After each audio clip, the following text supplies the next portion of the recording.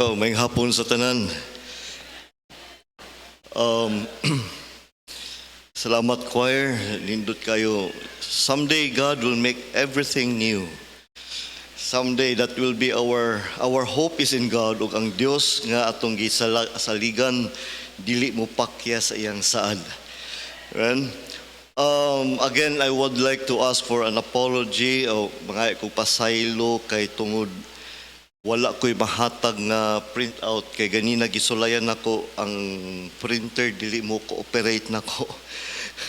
So i-pray ninyo nga by this week makuha na to ang isa ka printer from Balangao, and hopefully God will supply sa panginahanglan namo sa pagkuha niini. We need 4,000 pesos para makuha ang maong printer dito.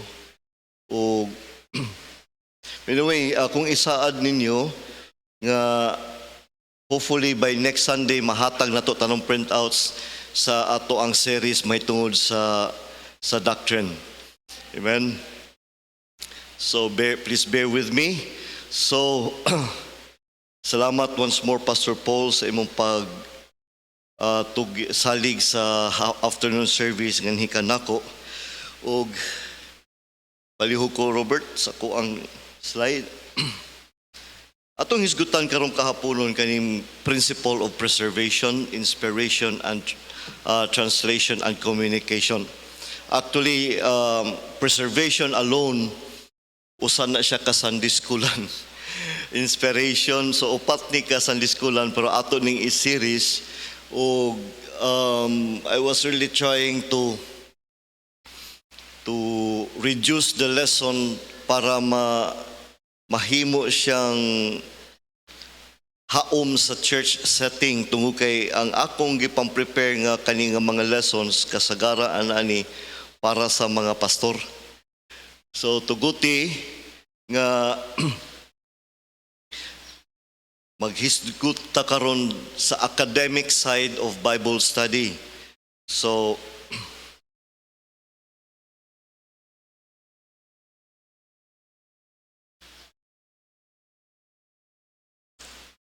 akong gihangyo ang tanan sa pagtindog palihog atong ablihan atong mga Biblia sa Salmo Kapitulo 11, versikulo 3, and we will try to fuse the lesson within 45 to 50 minute time frame. Together read, "If the foundations be destroyed, what can the righteous do?" Father, we pray that as we gather this afternoon to carry on the mandate that you have given to us as individual Christians, sa among mga responsibilidad ngadto sa imong iglesia, panalangin mi. Knowing, Father, that we cannot be a blessing to others without your blessing. Among pangayoon nga ikaw maghinlo sa among kasing-kasing that we might be found worthy to receive your goodness and to continue to bless your name. Father, thank you for the presence of the brethren, taliwala sa ugluyo sa kakapoy, sa daghang mga pangunahon sa ulan. Father, we pray for the extra measure of grace nga imong ihatag namo, nga napay luna ang imong pulong, labi na ang mga prinsipyo nga nalambigit sa imong pulong, O Dios. Among gitugyan ang mga kaigsuonan namo, labi na ang Marawi City ug ang mga bereaved families sa mga biktima sa Emisio bombing. And we pray for our government and the armed forces of the Philippines and the Philippine National Police, ug tanan nga mga government agencies nga angay nga manggilabot ani taga-ikaalam. And we ask you humbly, Father, as a church, that you bring those people involved into justice. I mean, tuumi nga Dios ka sa hustisya. And anyway, kung di nimo hatagan karon sa among kapanahonan, and I believe in the last days, imon kani mga tawhanan mo atubang gihapon kanimo. And most of all, we pray nga kani nga mga panghitabo mo ni open doors sa ilang families for the gospel. We humbly ask you for this afternoon's service, Lord, to continue to be with us in the midst of us. In Jesus' name, Amen. Amen. Pero manglingkod. Sa kanunong pagkastorya, walay makaguba sa pulong sa Dios. What you are talking about, the foundation here is our faith. Once nga maguba ang pagtuo nato diha sa pulong sa Dios, munay magdala nato sa kinabuhi nga dili maayo. Remember, faith is ang atong pagtuo na sandig na siya sa unsay nahibaluan nato.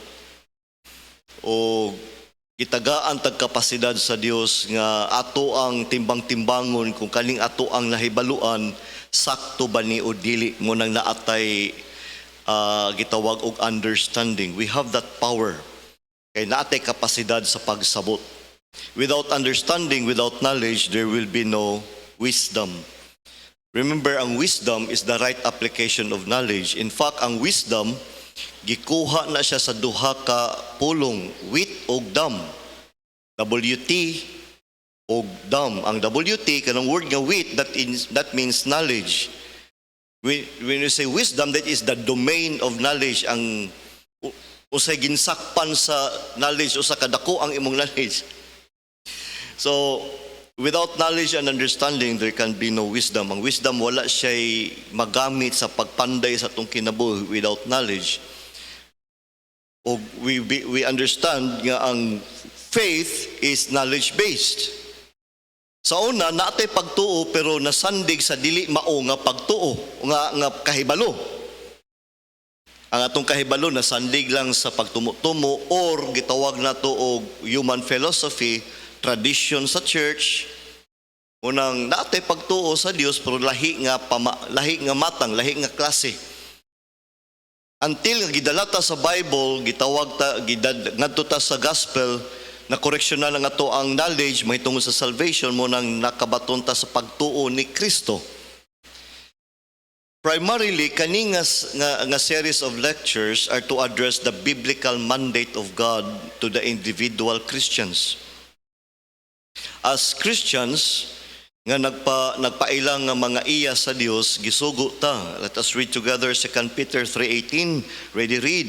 But grow in grace and in the knowledge of our Lord and Savior Jesus Christ.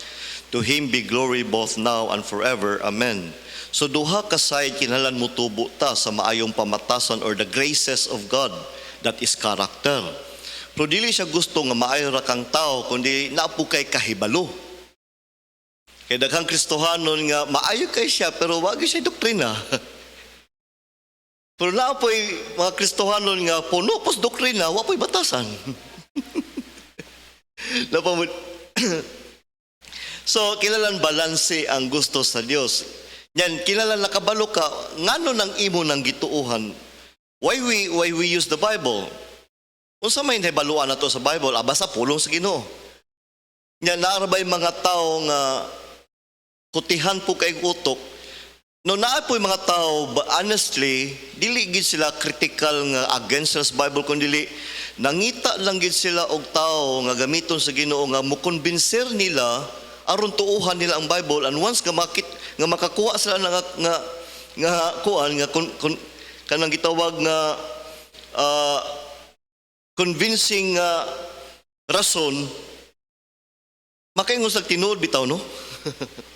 Ako sa una, di man ko against sa Bible, dili po ko against sa kaluwasan nga pinaagis pagtuo. Galing lang kay napondar ang akong pagtuo og binuhatan. Until nga nay tao nga gigamit sa Dios, nga iyang gi-explain nga nganong walay labot ang binuhatan. It is a biblical mandate that you and I must obey. Any Christian nga dili maningkamot motubo diha sa grasya ug sa kahibalo, wala siya ming obey sa Dios. Ug naatay issue batok sa Dios. And secondarily, nganong naataan ni nga series of lecture nganong gibutang nis kasing-kasing sa Dios nga to kang Pastor Paul, because it makes us conform to the design of God for the church. Naay design ang Dios sa iglesia. Ang design sa Diyos sa iglesia, number one, assembly. Because church is an assembly. O sa atong pagtigom, dili lang kay magkantata, magminuto sa pulong sa Diyos, kilalan, muabot ta sa punto nga naarantay usa ka Ginoo. We must believe in one Lord, and we must believe about one Lord. Ang atong pagtuo kinahanglan usa rasad. Kay basig lagunahon na ka nga aw kana si Ginoong Hesus, Lord na siya pero dili gid na siya Dios. Na napoy uban siguro magunahon na nga di man na Dios si Kristo, tao ra na siya. Pero ang design sa Dios is not only one Lord, kundi ang church kinahanglan moabot sa one faith. This is God's design. Amen. Moabot sa usa lang ka klase nga pagtuo. May tungod sa Dios, may tungod kang Kristo, may tungod sa balang Espiritu, may tungod sa church, unsa may pagtuo nimo sa church. O sa pagtuo nimo sa tithes and offerings. Maybe ang uban, I believe nga, ang uban wala pa kabalo unsa ginang tithes, unsa nang offerings, what are the differences sa tithes and offerings? Well, basically, ang tithes, iya sa Dios. So kung naghagbong kag tithes, wala ka naghatag, naguli ra ka sa bahin sa Dios. O dili na masabtan sa mga, munang after ani, ang sunod na to nga itugot sa Ginoo, kay nagsalti, istorya namin Pastor Paul nga, musunod na dayon ta sa usa ng dispensationalism, usa ng mid-acts. Ngano sila mintuo mas wala na sila tithes?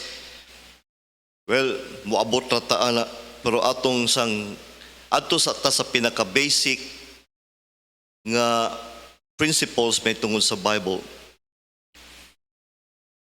Itugot sa Ginoo kung mahuman man nato ni o dili, ato ni padayono next week kung di ni mahuman. Dayon ang atong maagian the history of the Bible itself. Mubo ra kay nga history.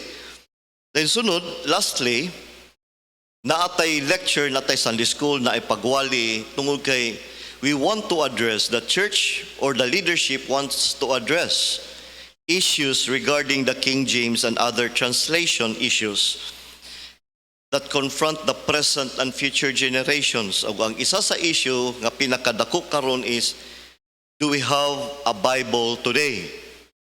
Number 2 is the King James and other faithful, usa ng faithful translations. As we go along sa itong study sa Bible, when we say faithful translations, katuning mga translations sa Bible nga usaray gikikanan sama sa King James. They have only one ancestor sa ila ang manuscripts nga gipanggamit.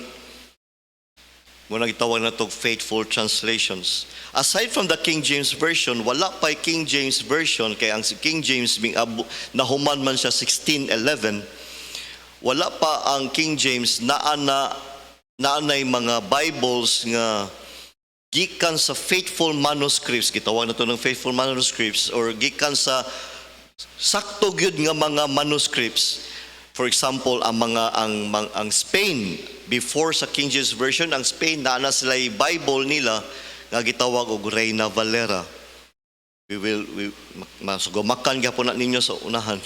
Reina Valera na ay Italian Bible, maunang Diodati, the Diodati Bible. Then ang French have the Olivetan Bible. The Germans have the Luther Bible. Then ang English, of course, naanay mga Bibles ng translated by Wycliffe, Tyndale. Actually, ang King James is the 7th, ikapito nga Biblia, the 7th English translation of the Bible. Ikapito nga Biblia nga gitranslate sa in English. So, before the King James era, naanay mga faithful manuscripts nga gipanggunitan sa mga early churches. Of course, nasayod kita nga ang original manuscripts na sulat sa Hebrew ug ang New Testament was written in itawag na to Greek. So this is to address munang young people, labi na sa mga young people, dako pa man kay mong panahon sa inyong giatubang, dako pa kay mong chance nga daghan pa mong mag-gather nga mga informations aron mas epektibo mo sa buluhaton sa Dios. 1 Peter chapter 3 verse 15, the Bible says, "But sanctify the Lord God in your hearts, and be ready always to give an answer to every man that asketh you a reason of the hope that is in you with meekness and fear. Ngano min tuo man, ngano na makipaglaom kay nagsulti man ang Bible. Ang Bible sinurat ra magtao. Naagani mo sulti sa inyo nga ang Bible sinulat og tao ayaw mong supak. Tungod kay ang Biblia ang gigamit sa Dios sa pagsulat ani mga tao, mga balaan nga tao ato na mahibalaan sa unahan. Holy men of God spake as they were moved by the Holy Ghost. Tao, pero ang author ang Dios. Usaray author, daghang writers. So today, when we say I stand with King James Version, is not quite enough, no longer enough. Kay minggawas ni nga mga issues nga nalabi na ka daghang mga pastors karon og sumala sa standard sa kalibutan, mahimo silang mga credible nga mga tao kay naay mga sumpay sa ilang mga pangalan. Murabag Carl Escudero, Doctor of Divinity, Theology, DD, PhD, LLD, Doctor of Letters and everything. So kani maminaw gito ani kay doktor na ni, PhD. So dili gikinahanglan og kurso, dili gikinahanglan og titulo para ka mahimong epektibo nga buluhato o galamiton sa Dios. Long ago, it was a battle of what the Bible says. Wala pa nang gawas ang daghang mga translations, only the King James was there. So ang issue sa between Baptist, Anglican, Lutheran, Presbyterian, mag-abot yun na mga Methodist, mga Seventh-day Adventist. Even today, ang Seventh-day Adventist is using the King James Version. So ang nahitabo, ang debate is unsa gyud doktrina. Kay isa ra may Bible, pero pag abot na sa daghang translation, ming komplikado pag yun kay ngano man, di lang kay what the Bible says, kundi which Bible. Asa man ani? Ang akong Bible mo niyang gisulti, King James, bangka RSV maning ako, ang ako ESV. English Standard Version, na ay Revised Standard Version, Amplified Bible, Good News for Modern Man, daghan kayo nga mga translations. Which Bible? So daghan kayo na ang issues. Today, another arena has been added. Sa mga King James believers, ang gidebatihan karon, inspired ba ang King James o dili? Pero unsa lang inspired, pastor? Kanang inspired, kanang gikilig. Kanang gikilig ka, ay, inspired. Kay dili. To say it frankly, para makasabutaan ni akong ilay down sa inyo, so I have less than 30 minutes to do that now. To say it frankly, when we adhere, kung adhere ka sa statement, we do not have the inspired word of God today. Preserved lang siya, lang. Only preserved. We have a problem with that. Kay naarabay pastor, daghang mga churches nga isog kaayo, manginsulto pa. Kay tungod kay doktor siya, o si kinsa ang mubangga niya nga doktor man ko, I studied Greek and Hebrew. Ingunan siya nga, this is only preserved but not inspired. Unsa may problema kung di ta mo dawat ana, o unsay problema kung ato nang dawaton. So ato tas problema. Kay kung mudawat ka nga ang Bible is inspired, wag yung kay problema because you are in the side of God. Kay mo na itong gibarugan, the Bible is preserved and inspired. Napa mo diha? Pero kung moingon kag dili inspired, na kay problema number one. That is an illogical position. Why? Contradictory na nga statement, ug ako nang explain sa unahan. Because how can a preserved Bible, unsaon man kuno ang isa ka preserved nga Bible nga dili na siya inspired? Unsa may na preserve? Unsa may gi-preserve sa Dios? Then sunod, imong gibutang imong kagulingon nga editor ka sa Bible. ayaw katingala kutob sa mga pastor ug sa mga tao. Bahala pag unsay ilang religious background, unsa pay ang ilang mga pambutang sila pangalan, doktor, professor, kung dili gani na sila mutuo nga ang Bible is inspired, magsugod gyud na sila silang wali og this should be translated as this. Mo-correct sila sa Bible, ilang koreksyonan ang translation. Diya sayop ni nga pagka-translate, mas nindot ni siya kay muni giingon sa Greek, muni giingon sa Hebrew. Bantay ganina siya. Unsa may problema, pastor, kung iyang ibuhato na, kay total kabalo man siya. Dili na healthy para sa church. We begin to edit words in the Bible to suit our own theological position. Mo nang careful ka, mubasag mga commentaries. Mubasa lang ka commentaries kung sigurado na ka sa unsay imong baruganan sa Biblia. If you have already a strong foundation sa imong faith, sa doktrina, di ka matarog sa mga bahala pag doktor na sila o dili. By doing so, sa dihang imong gibutang imong kagulingon as an editor, we cast doubts upon the mind of the believers. Whenever they read the Bible, they begin to ask questions like, is this verse properly translated? Pag abot sa balay, di na mubasag Bible, kaya nga naman, pasigsayop ni ba, mangutana sa tang pastor o sa correct translation, ani? So nahitabo, ang pastor na ang gagunit sa inyong kahibalo. O ang teacher na, mag-agad na mo niya. Unya kung karon sayop ang iya ang baruganan, di sayop tang tanan. Nawala na ba ang ato ang kaugalingon nga kapasidad sa pagsabot sa pulong sa Dios tungod kay ang atong magtutudlo maunay nagbuot unsaon pagsabot ang maong pulong? Amen. Kami mga pastor, careful kay mi mutudlo mo nang mo study gid mi unsa man gid ni saktong definition timan kung sayop ang definition, sayop ang doktrina. Remember, sayop ilang definition sa predestination. Mo nang ilang doktrina naa nay gipili nga may impierno, naa nay gipili nga malangit. Kay sayop ang ilang pagsabot sa eleksyon, sa predestinasyon ug sa kanang gitawag foreknowledge of God. Wrong definition, wrong doctrine. Munang dili kita muhatag kami mga pastors di dapat inganion gyud ni siya pag-translate kay nganuman delikado kay na sa inyo ang faith sa Bible. Ang inyong faith sa Bible ma-transfer dinhi namo.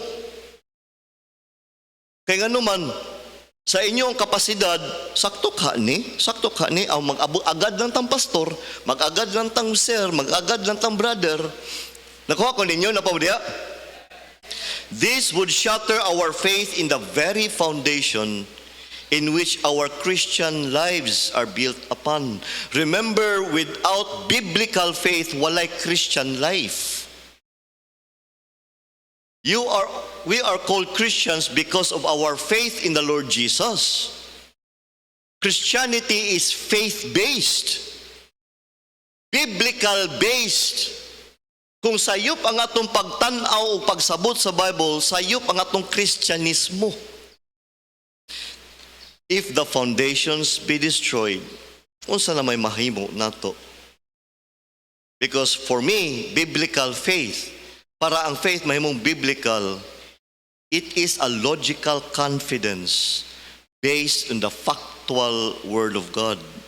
Usa ng logical confidence, dili binugo nga kumpiyansa.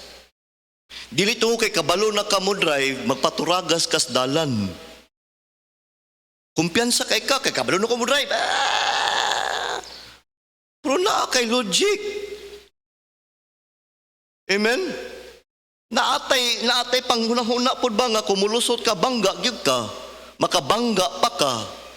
Munang naay defensive driving. Kanang mga sharpshooters, dili tungo kay sharpshooters sila pataka na sa pusil. They have confidence kay naman lang sila para mahimo silang snipers para makapasar sila sa marksman o sa kanang gitawag o kanang shooting area sa ila ang pagkasundalo, naa sila gitawag confidence shot.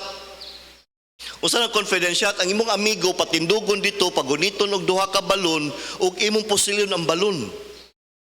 Live shots na. Pero dili na ibutang siya diha kung wa pa siya gitawag og kahibalo unsaon pagpusil. Dili tungo kay naay si tawag ana naay telescope, accurate na kamo mo pusil. Biblical faith is a logical confidence on what you know about the Word of God. Ngano mihatag man ka? Kay na kay logical confidence. Inutok nga pagunahuna ba nga una iya manis Ginoo, then sunod ang Ginoo gamhanan iya kung supplyan kay sa nagsaad man pud siya nga is more blessed to give than to receive. Di man ni binugo atong gibuhat. Everything that we do can be justified by reason. Nganong ihatag ka, nganong naataani. This would further open to various dangerous consequences. Many would actually lost their trust in the Bible. Unang daghan na kayo moingon sa kadaghan nas mga kuan karon mga translations balibog nako. Many will open up to other translations, which I call perversions rather than translations, because ilang gipangkuha ang daghang kay mga mga bugat nga mga elemento sa Biblia. Because this sounds better, this should be like this should be like that. Munang ingon sa 2 Timothy chapter 4 verse 3 nga having itching ears. Ang King James Version was translated by the translators dili aron naa siya'y kadabang gitawag worldwide nga acceptability para tungod kay dali ra basahon. Dili na mo'y tumong sa translators, they were not after the readability of the scripture. Maklaro ba? They were not after the readability of the scripture, they were after the accuracy of the translation. By the way, dili ni Old English ang King James. Sa atong future lessons, many will lose their trust in the Holy Spirit's teaching and would put more trust in the teacher or pastor to give them the right interpretation of the scripture. Tungod kay, you have to believe me, you have to trust me because I studied Greek and Hebrew. Kamu wala. It must be emphasized that the language of the Bible is merely human language. Dili ni siya heavenly language ang gigamit sa Bible, ha? Kay ikaw ako sa atong pagbasa sa Bible, dili gid nato malimod nga in English ra gid ni siya. Pinulungan ra gid ni sa mga English speaking people. Tama dili? English language ra gid ni siya, wala lagi na no more no less. Kung mubasa kag Cebuano ra gid ang language. It is not heavenly. That is the first thing that you have to accept.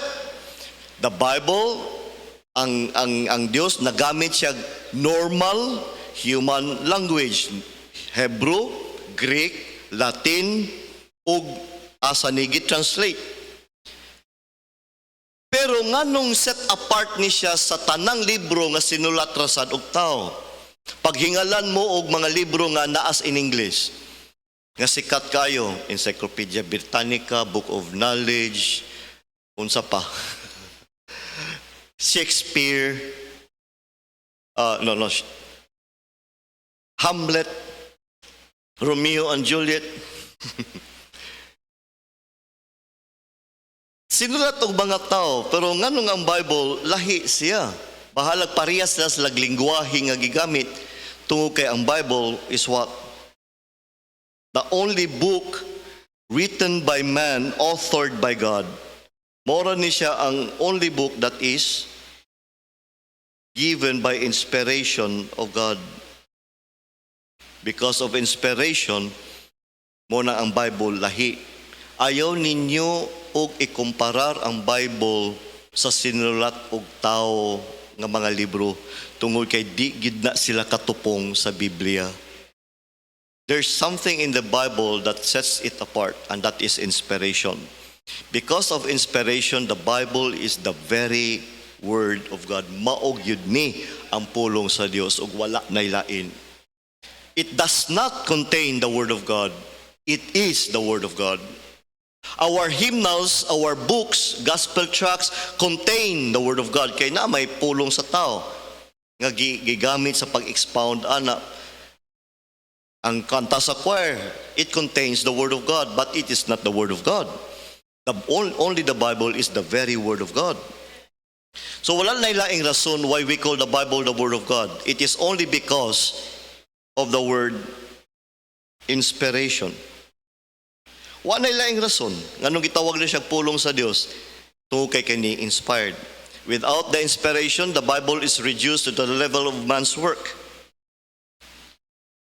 Although the Bible is written by man, fallible men, when we say fallible men, mga makasasala ang mga tao, pero gi-qualify sa Dios as holy men of God, according to the 2 Peter chapter 1 verse 21. Holy men of God. God is the very author of the Bible. Para sa to, ang author writer murag usara. Pero technically, di gina sila parehas. Ang author, dili siya necessarily siya ang writer. Pwede na siya nga nag-dictate. Sama ni Paul na ay letter niya nga iyarang gi-dictate, dili gid siya ang gasulat. Pero siya ang author sa maong letter. Well, strictly, God is the author. Isaray author. Isaray nagpasiugda ning tanan. 40 lang kakapin ka mga tao nga balaang tao nga iyang gigamit para ma-record ang iya ang gustong ipaabot nganhi sa tao. Man is the writer. So by these precepts, pinaagi niini nga mga proposisyon, we can confidently say that ang divine inspiration is always equal to the Word of God. But without divine inspiration, libro ra na siya sa tao. Nindot ang Nolimitangere, nindot ang El Filibusterismo, nindot ang Florante at Laura. They are works of literature, pero dili sila pulong sa Dios. Sino natog tao? Nindot? Oo. Educational? Oo. Moral? Yes. But is it inspired? No. Kay dili siya inspired sa Dios. So kuning inspiration mao gid ni siya ang pinakasentro karon sa ato ang issues. We call the Bible the Word of God because it is divinely inspired.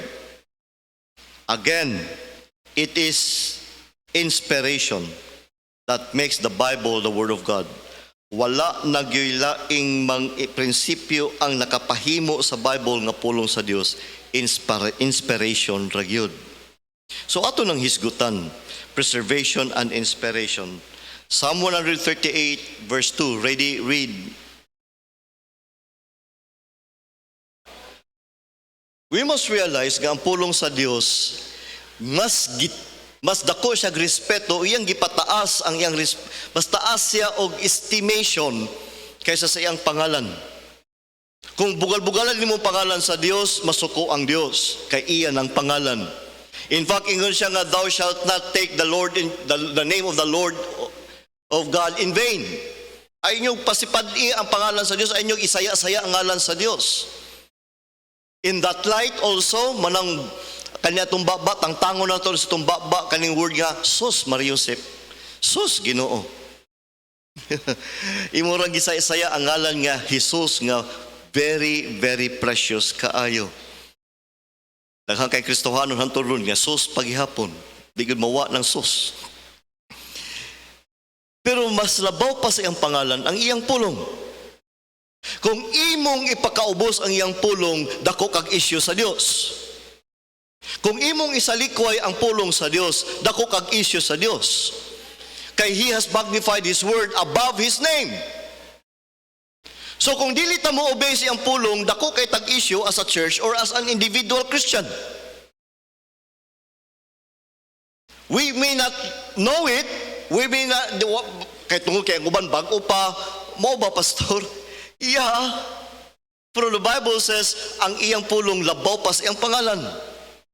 Do not trifle, munang ayaw gyud ninyo pasipad-i ang pulong sa Dios. It is of no doubt that God can preserve. Do you believe that God can preserve His Word? Yes. He is omnipotent. That's what we believe in Him. God is omnipotent. Ma-preserve niya iyang pulong. But that is not the question. The question is not God's ability, because He can. But the question is, did iya bang gi-preserve? Kay daghang mga scholars labi na sa US, di sila motuo nga kani pulong sa Dios kay tungod translation na lang ni or dili na ni original. Ang pulong sa Dios katurag yung original. So di sila motuo og preservation and inspiration. Tuhag yun ang ilang gituuhan. But we believe that God is omnipotent ug nasayod siya nga ang pulong niya gikinahanglan nato mo nang tungod sa iyang pagkagamhanan iyag yung preserbaron ang iyang pulong sa Dios, ang iyang pulong. Do we have the Word of God today? Let me borrow from John Burgon. Ingon siya, if you and I believe that the original writings of the Scriptures were verbally inspired by God, then of necessity, they must have been providentially preserved through the ages. Kaya kung importante sa Dios ang iyang pulong, unya dili niya mapreserbar o dili niya preserbaron, unsa man siya nga klase nga Dios. Inconsistent ba siya sa iya ang gipamulong? Nga dako kay siyang estimation siyang pulong din wa niya gipreserbar or dili niya mapreserbar kudusok ko hay gayon siya nga I am the Almighty. So dili naatay Dios nga gisimba nga pulpul pala yung Dios natin hindi niya na-preserve yung words niya. But that is not true. It is logical to believe that God did preserve His word because He can. Logical gid na kay gamhanan man siya. Makabuhat gyud siya. Amen. And He must. O gikinahanglan. He can because He's omnipotent. He must because He promised it. So kung di ka mo tuog preservation, duha ka butang mahitungod sa Dios ang imong gi-contradict. His omnipotence and His faithfulness to His word. Iyang gisaan nga iyang preserbaron din wala di ay. Pulpul ka nga Dios. So, to believe in the preservation doctrine is logical and God-honoring doctrine. What is inspiration? And unsa may kalabutan ana sa translation? Tungod kay ang King James Version para nila is only a translation. Therefore, wala na ni siya inspiration. Og tungod kay ang manuscripts nga gigamit nila sa pag-translate ani dili na original. Kopya na lang man sa mga kopya sa mga kopya sa mga kopya sa mga kopya mo nang ingon sila dili na ni inspired kay ang inspired ang original ra gyud ato nang tubagon. So the next question that we need to answer is, are the faithful translations we hold today inspired? So that means the King James Version. So wa may laing English translation nga gitawag natong faithful gikan sa originals or gikan sa original tongue. Mao ra man gyud ang King James sumala sa manuscript evidences mo nang ato ang itugot ni pastor magpadayon ta sa tong series. Is this inspired? Do we have the Word of God? Inspired ba ni siya? This question, minggamot ni siya o minggawas ni siya. Tungod sa question or sa statement nga, only the originals are inspired and that we have today is the preserved but not inspired Word of God. In fact, daghang mga videos nga magpamatod nga iya ginang gibarugan. This is preserved but not inspired.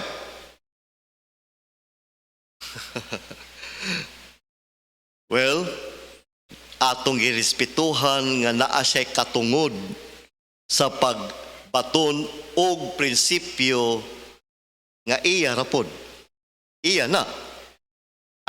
We can always respect.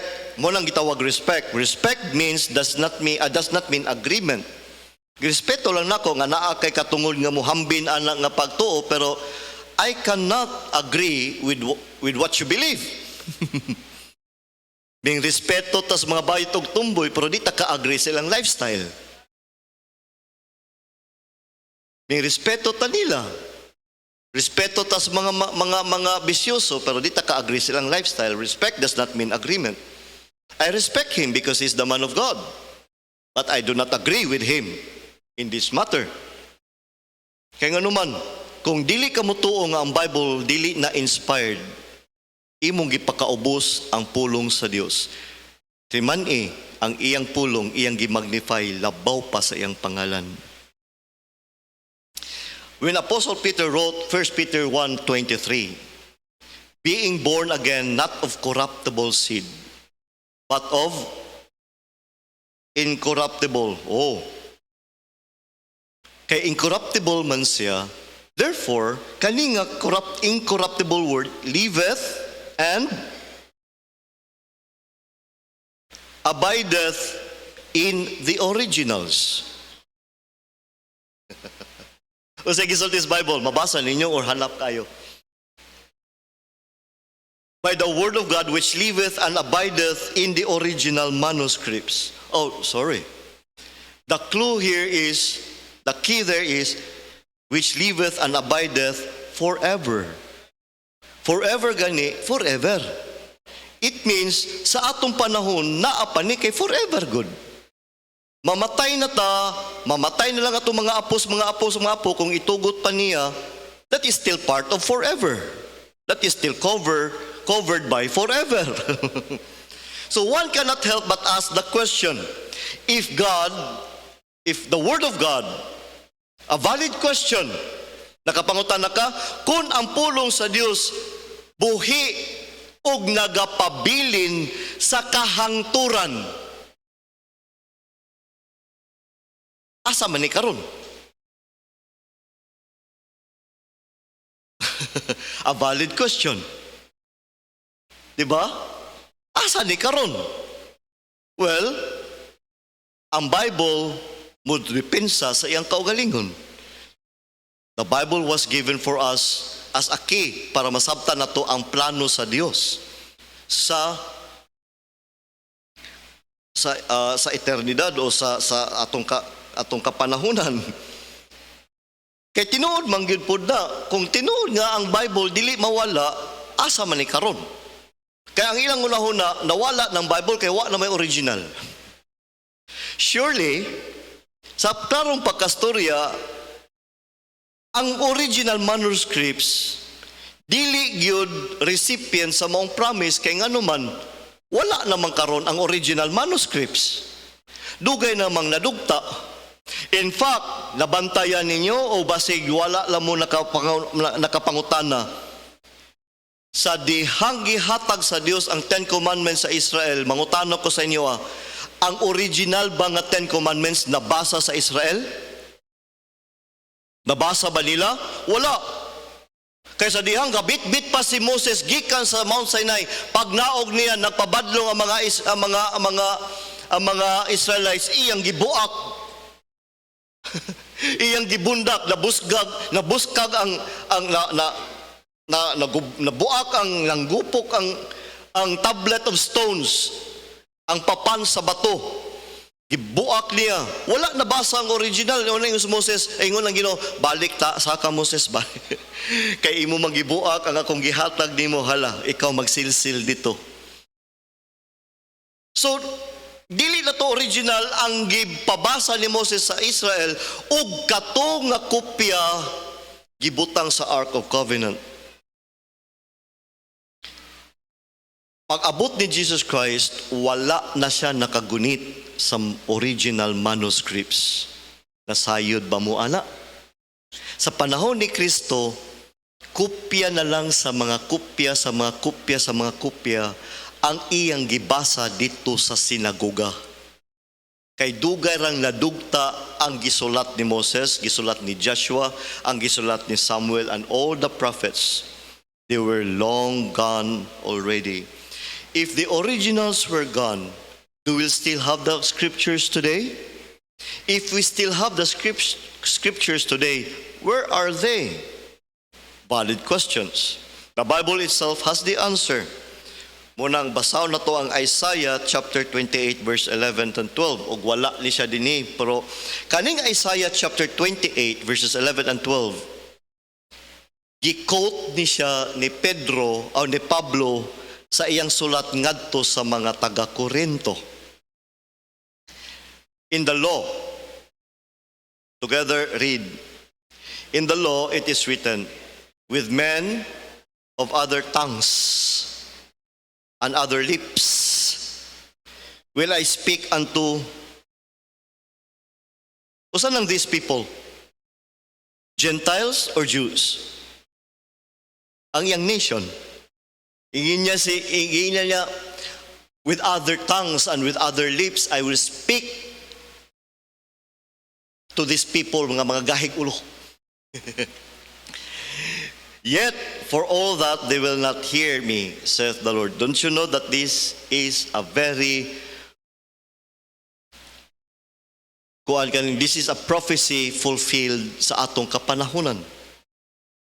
Kay ang mga Hudiyo na ang atong gipangwalihan karon, pero dili na Hebro ang atong gigamit. Ang atong gigamit, the tongue of other people. Dili Hebro. Nganong iyang ipatranslate ang iyang pulong? Kay ang iyang katawhan nagkatibulaag sa tibuok kalibutan.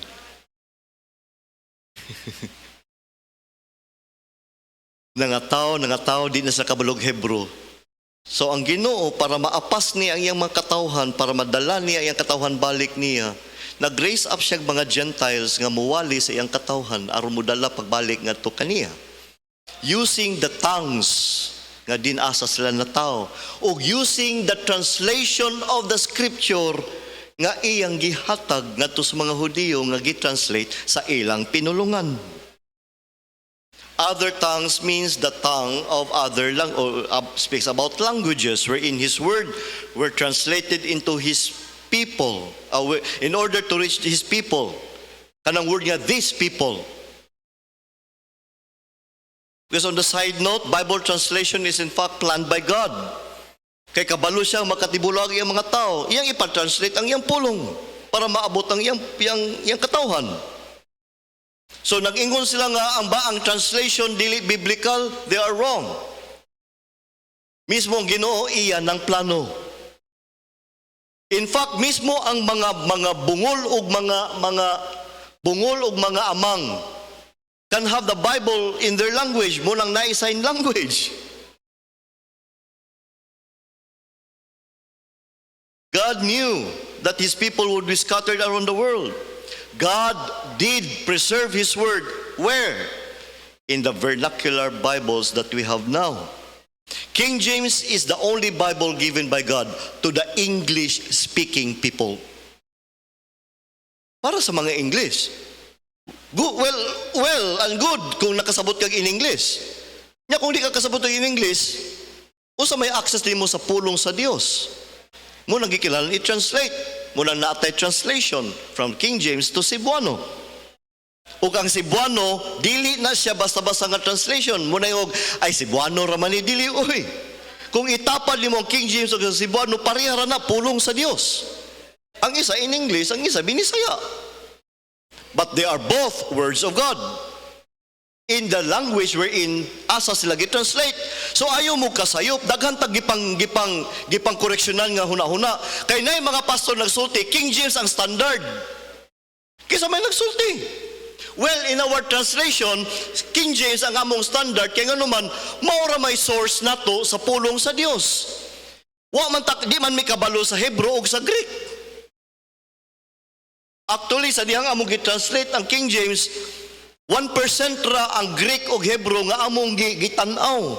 99% King James. Kay mura may nasabtan namo. Pero tungod ba kay Cebuano ni siya, naubos ang iya ang standard? No. Pulong gud na gihapon sa Ginoo. Mismo gani kita nga nakasabot og in English, nosebleed pa man gani tas in English sa King James. Honestly, tama dili.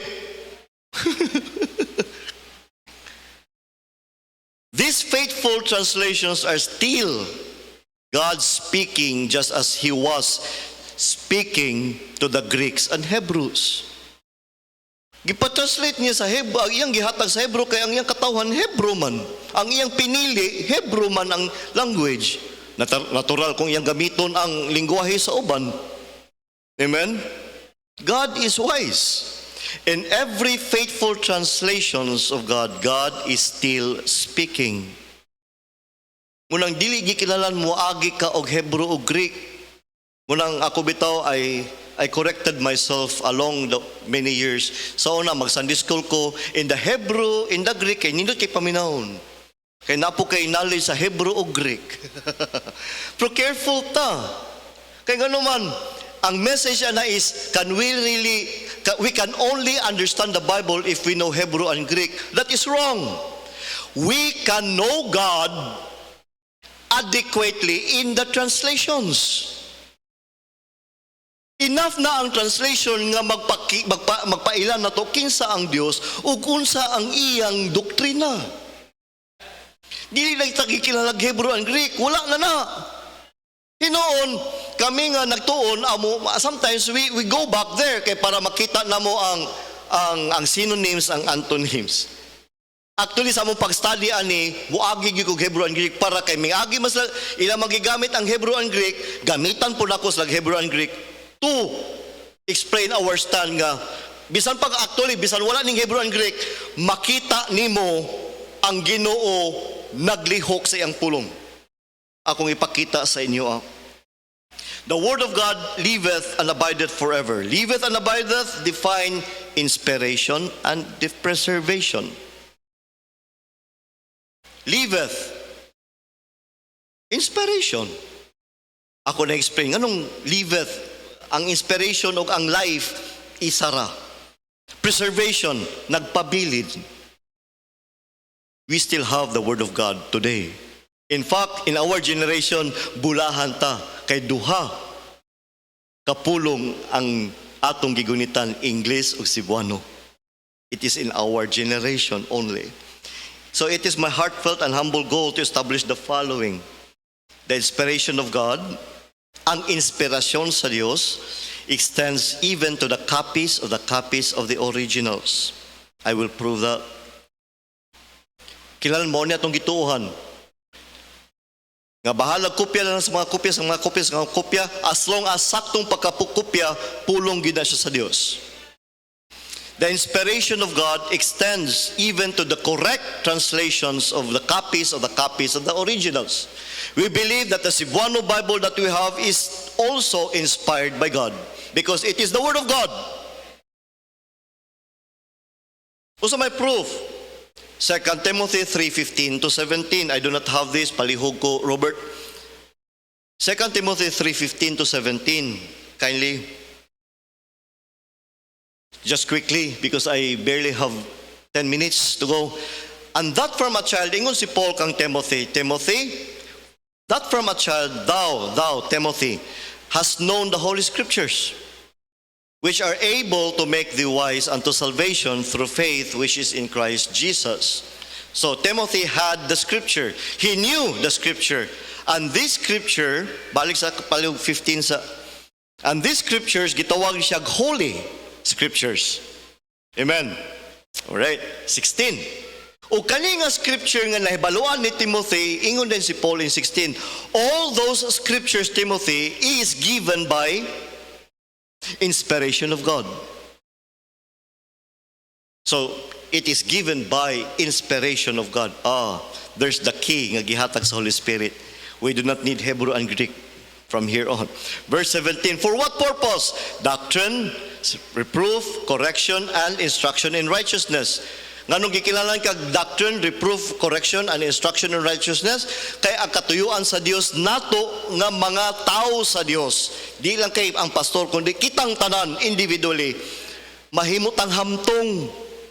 Kay hamtong man ka, you are truly furnished, nasangkapan ka aron makabuhat kag maayong binuhatan. So therefore, kung maglisod ta og buhat og maayong binuhatan, we will go back to the reason. Do you know the scriptures? Do you have the scriptures as your foundation sa imong doktrina o prinsipyo sa kinabuhi? Di man ni ang doctrine are foundation sa imong prinsipyo sa imong pagkatao. Nagpabadlong ba ka ani, nagpa-correction ba ka ani, nagpa-instruct ba ka sa scripture? Kay only the scripture can make us perfect before God. And once we are matured or perfect, we are truly furnished unto good works. Nakabuhat ag maayo kay natay nahibaluan, kay natudluan ta, kay na-train ta. Do you believe that? Balik ta sa slide, Robert. So, in 2 Timothy 3:15 to 17, Paul refers to the scripture. Timothy did not have the originals, he had only a copy. More than 2,000 years na. In fact, sa panahon ni Timothy, wala pa Matthew, Mark, Luke, and John. Only the few scriptures nga sulat ni Paul ra ang iyang nagunitan. Pero ang ang Bible was the very Bible of the early Christian church was the Old Testament. Nga kopya sa mga kopya sa mga kopya sa mga kopya nga pag-abot ni Jesus Christ, wala na'y original. Wala na'y original, pero balik ta sa 16, please. Pero ingon si Paul, katong scripture nga kopya sa mga kopya sa mga kopya, Timothy, scripture to, o inspired to. Nakuha ko ninyo, ang scripture nga nabunitan ni Timothy is inspired. Kopya sa mga kopya? Yes. Balik ta sa sir, kay para mapaspas ta. Every reference in the New Testament to the scripture, every reference to the in the New Testament to the scripture refers to the copies of the autographs. Autographs means original manuscripts. No one had the original manuscripts sa ilang kapanahunan. We must realize that even Jesus Christ, balikon ako, wala siya nakagunit sa original. Sa iyang pagkatao ba? Then ikaduha nga proof, ang grammar nga gigamit sa Holy Spirit. Unsay gigamit niya? Ako lang ning konon.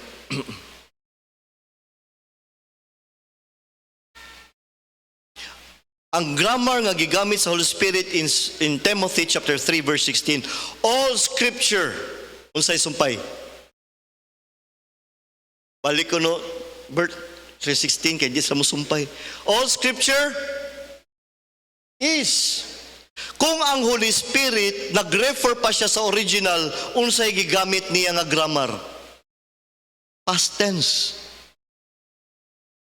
All scripture was given by God. Or was given by inspiration of God. Pero dili, even sa panahon ni Timothy nga kopya na lang sa mga kopya, which is more than 2,000 years na ang minglabay gikan kang Moses, ang gamit sa Holy Spirit is always is given. That is present perfect. Is given, not was. Napamudiya? So you can prove, even today we have the scripture, kaya ang scripture is given, dili was. Sa atong kapanahonan is given paghihapon na. Every time mo basa ka sa Bible, that is the scripture. Is given by God. Palayon ta. Balik ta sa ko ang slide palihog. Ato ning putlon by next week, hopefully makahatag ta og booklets ninyo. So kaning all scripture is given by God. Taas kaayo ni siya para lang makabalot ta ha. Kaning all scripture is given by inspiration of God. Naanay of God. Naputol na siya. All scripture is given by inspiration of God. Kabalo ka sa Greek ana tulo ra gina kapulong. Pasa graphe theomneusnos. Pasa all graphe means scripture, pero kanang theopneustos Gitranslate na siya sa 1, 2, 3, 4, 5, 6. Unum kapulong is given by inspiration of God. Is given. Dili was. Now, grammar is a very important element sa doctrine. Importante ang grammar sa doctrine. Kaya kung sayop ang imong grammar, sayop imong doktrina. Karon ang doktrina sa Bible is, we have the inspired word of today. Usa may proof nimo, 2 Timothy 3:15. Dili was ang gigamit sa Holy Spirit. Unsa iyang gigamit? Is. Timothy, it is given by inspiration of God. All refers to the manuscripts Timothy had access. Unsa ni nga mga manuscripts? Copies of the copies. Is refers to the time or the tense of the inspiration. The Holy Spirit interestingly used the present tense here. If he was referring to the original manuscripts, he could have used was, but he did not. Di man ikigsoon paminaw para sa inyo sa may pulos anak pastor. So, dako kay nagkahimuan sa pag-umol sa imong pagtuo sa Bible. Dako kay nagkahimuan sa imong pagtuo sa Bible. Kay kung muingon ka nga was ato pa kanimong gibasa di na pulong sa Ginoo. Kay di naman na pulong sa Ginoo para nimo kay was ra ang katong original ra ang pulong sa Dios, wala na nagahom para nimo mo nang dili ka mo respeto sa Bible. Is that what you believe on the scripture that you're holding today? Kung anong dako kay tagpagtamod sa pulong sa Dios, ganun mo respeto tas pulong sa Dios, because it is still the word of God even today. Kay inspired ni siya. Present tense ang gihatag sa Holy Spirit, dili was. Muna'y gusto sa yawa, iyang usbo ng imong mindsetting, ay di man na pulong sa Ginoo, katong pulong sa Ginoo katuramang dito sa original. Original. Munang dili na daghang Kristohanon although mutuo sa pulong sa Dios, pero ang ilang hunahuna wala na nagtamod sa respeto sa pulong sa Dios nga mao gid na nga pulong sa Dios karon. Iyang gigamit ang is.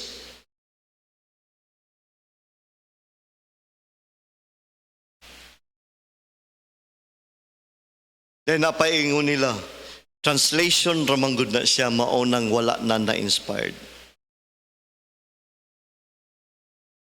The New Testament authors directly quote from the Old Testament, which is Hebrew, and write it in Greek. Nasayod ba mo?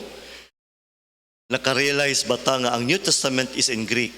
Produkhan nga mga verses sa New Testament, direct quotation sa Old Testament? Muuyon ba mo ana?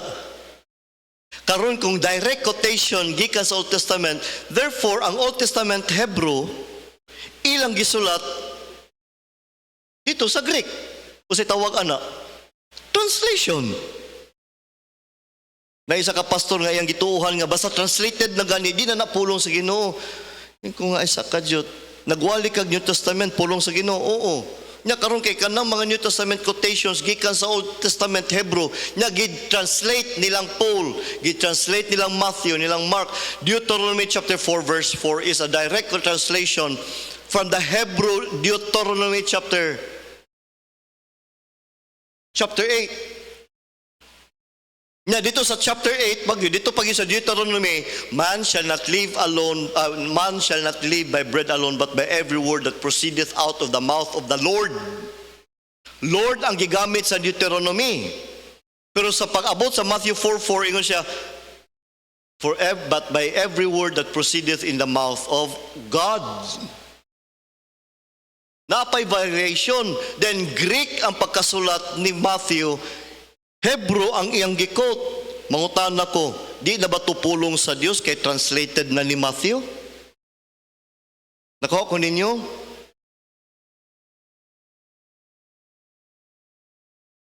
Foundation ramang guni, di pa kayo mo makakuha ni, pero ato ta. Hebrews 1:8, Hebrews 10:5, Hebrews 3:7.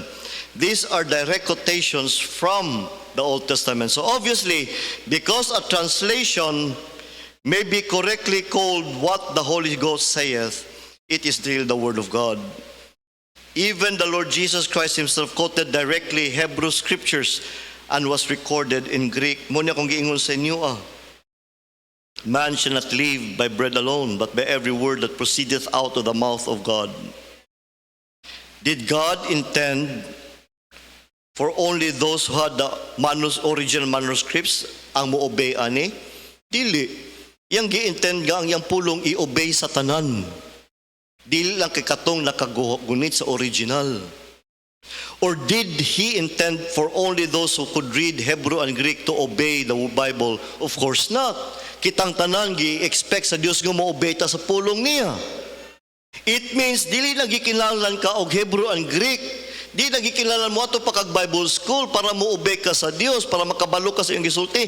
In your own capacity, naa naman kay Bible, naa kay Holy Spirit, naa kay pastor, naa kay teachers, naa kay church. We can learn everything about God in our own language. Sa itong kagulingong lingwahe. Ayog ipakaubos ang atong translation kay, ay, Bisaya raman na. May ka kaya ka-English, kabalo makag-in-English. Ato ka sa bukid, ato makaigsuunan dito sa Rugungon. Na hadi kami maka-understand na anak, pastor, hadi gayud. Kaya never good ikaw mag-in-English, pastor. Kaya never good kami maka-understand ni anak. Kaya di magin sila. Yung usaw man nato ni kung ang mituo man ta nga ang King James pulong sa Dios. The inspired word of God. Pero sa may pulos sa pagka-inspired sa pulong sa Dios, kung dili masabtan sa ordinaryo nga tao. Bright ang Diyos. Bright ang Diyos. Pag ingon niya panglakaw, mustibo kalibutan, Hebrew ba sila? Amen? Hebrew ba sila? Mag-Hebrew sila dito sa Roma. Hebrew sila dito sa England. Christians, atong saktuhon atong pagtuo sa Bible. We have the Bible in the English, that is King James. Ato nang pamatud-an sa unahan nga mga leksyon.